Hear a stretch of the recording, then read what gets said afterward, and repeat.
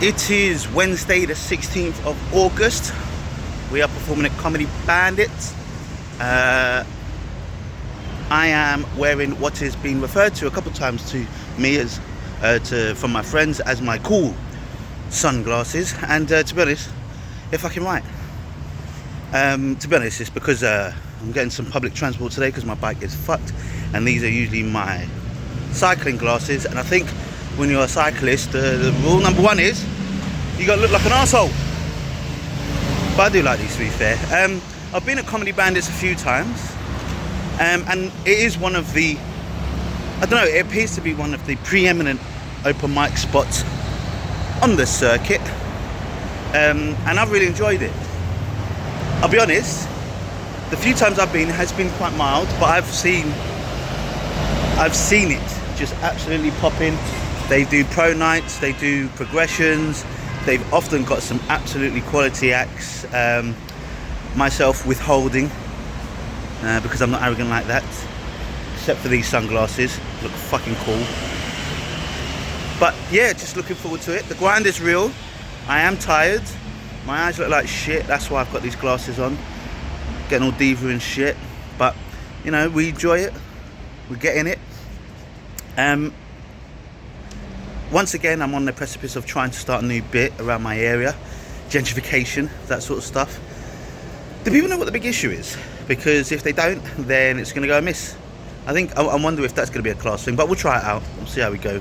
And we're just building, because, like, I don't know, a lot of comedians start out talking about themselves, where they're from, and I kind of are doing it the opposite way around. I've been doing this for about a year and a half. I'm only really starting to touch on somewhat personal subjects, you know, about my family, my area, that sort of stuff, and it's kind of working, and I really want to do that, because I think going into, if I end up doing like 15-minute sets and I'm going out to these bigger rooms, I do think it's still important as a starting comedian to have that relatable stuff, because that's where people get to know you, because I guess, you know, as time goes on, you don't have to talk much more about yourself because people know who you are, and then you got to talk about material. But every time I'm going up on stage, I need to introduce myself, and I'm finding that way, in a way that I really, really enjoy it, and not being kind of like generic. You know, I think maybe at the beginning I was like, I don't want to do what people are doing.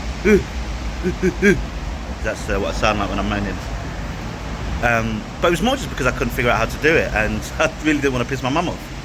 So yeah, it's going well, I think. Looking forward to the gig tonight. I think it's a 5-minute spot. Hopefully it's a good room. In the last week or two, I feel like all these rooms have just been really, really full. Hot. It's getting to summer, so maybe, is that what it is? Yeah, because I remember when I started last year.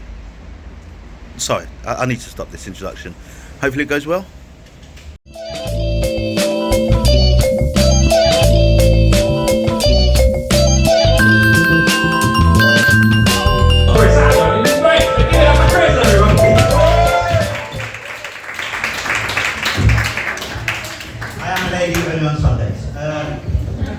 My name is Chris Alley. I'm from North London, so you know, fuck being here. Fuck this South London. No, Comedy Bandits, right? They got a good Instagram page, so I'm just here for the publicity. You know what I mean? Yeah. You don't like me because I'm from North. That's cool. But yeah, I'm from North London. I'm from Islington, right? And Islington's a great area, right? But the problem I have with it is that it's very gentrified, which is not good for my people. Those people being poor. And, because gentrification is such a big issue where I'm from, you can't even get a big issue where I'm from. Man, I used to love that shit, right? Man, it's el issue de lago. That's right, it's just the Spanish people don't get if I'm funny. Do you know what I mean? I was just trying to speak Spanish. That's fine. Shit joke. But the reason I think gentrification is really bad is not for me, but for the people that actually come in, right? Because these silly people, right? Have you ever been out, you know, you're going down the road and you see outside someone's house and they've got just like some random items and they're like, please take. Firstly, well done for doing so well that you've got extra stuff, you can put it just outside your house for people to take. I haven't even got spare underwear at home. That is shocking. Secondly, you know, if someone puts out nice things outside of their house, within a couple of weeks, that place is bound to get robbed. I know, and the worst thing about that is if I'm second, boy, because all the good stuff's taken. Shit. But you know, I grew up with a twin brother too, so nice they made me twice. Or as my mum likes to say, 2 mistakes for the price of 1. I know, you silly bitch. But my twin brother, right, people say that he looks exactly like me, which is quite frustrating because I think he's fucking ugly. Imagine being me. But, you know, he's a cool guy, right? My twin brother is actually gay, which is, you know, great for me. Let's competition with the ladies. Or so I thought. You know, look, this is for all the guys out there, okay? If a gay man tells you he's a good wingman, it's an absolute lie. It's merely a distraction. You'll be the one standing there by the dance floor with 3 drinks and 2 handbags, watching them grind up on a girl you like. Man, that shit's just sad, man. Why not me? I know, it's sad. It's lonely. But, you know, the thing is, right, when Matthew came out to me, my twin brother's called Matthew, dogs in him, and when he came out as gay, he came out when he was 18, but to be fair, I already knew, really, because we grew up together, right? And we played games, we used to do role-play games. We played doctors and nurses. Guess who my gay twin brother always wanted to be? No, Beyonce. Yeah? Always a problem with her wrists, don't know.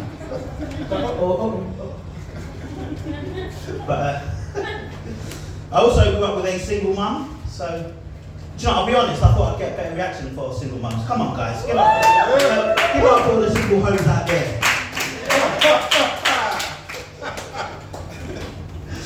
But she's a great person, you know.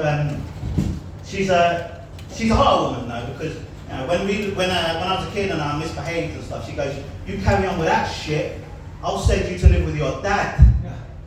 Do you know how hard that shit hits when you don't know where that is? That's like some gangster shit. Do you know what I mean? I thought if I just left my room in a mess, I'd be sleeping with the fishes, you know what I mean? It's shocking. But she was wonderful though, man. She did all the things a typical dad would do, you know. We'd go and play football. She talked to me about girls. Who she called money-grabbing whores. Her words, not mine. Which doesn't make any sense to me, because we grew up poor. What were they going to take, my shoe? I mean, we all shared. You know, she even taught me how to shave. It's hard to get between those legs, but you know. When you go, gets worse for me, I promise. Yeah, I'm a good son. And what can you do? But we got any football fans in the house? Yeah, come on. You're a fan of what? Fulham. Ah, whatever. That's fine. You're not going to win anything. I was about to just get out of here, but Fulham is shit, so that's cool. But, you know, I'm an Arsenal fan, right? But I'm a big football fan. Big football fan, you know? Trying to become a medium-sized football fan, but, you know, it's hard out here holding on to that Christmas weight since 2019, you know what I mean? The pandemic, which just fucked us all up. But, you know, the Premier League, right, they recently released this list of the most influential black people in football, right? So, you know, really good stuff. So players like Rashford and Saka, the other one that missed. Guess what they called it? The blacklist. I know.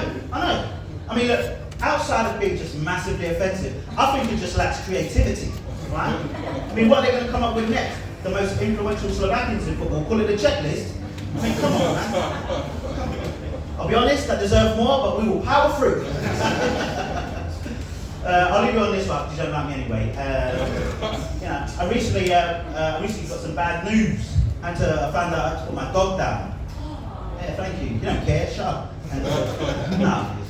But yeah, because she's a paranoid schizophrenic. Who knew? I didn't know that was a thing. I said to the vet, right? I said, Mr. Dr. Vet, is that where the saying comes from? And he was like, what saying, Chris? And I was like, you know the saying. Bitches be crazy. I knew that was going to work well. You guys have been absolutely wonderful. I've been Chris Alley. Thank you very much. Woo! Chris Alley, everybody. Woo! Man, I do not know what it is, man. I am just... Yeah, I don't know. I do not work well in South London. I had a bringer today, a really nice guy named Banji, and he was saying to me, because I was telling him, I'm like, even beforehand, I was like, I just don't really do well in South London. Every time I go to Comedy Bandits, it just doesn't work out well, and I feel like it didn't. And he goes to me, it feels like you've got a complex about it. And I'm like, I mean, I guess so, but the problem is at this point in time, like, I had a really good gig on Sunday with pretty much the same material.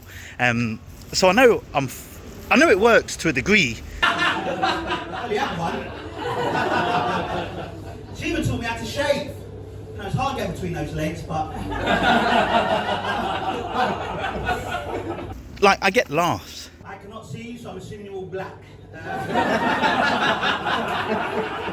And, you know, look, I know that all gigs aren't the same, and it depends on a variable different factors, but the thing for me is that I go into these things with the intention that I want to be undeniable. Like, I want to be able to make all people laugh, and I know that's not achievable, but it would be more palatable, more acceptable if it wasn't always in the same place, in South London.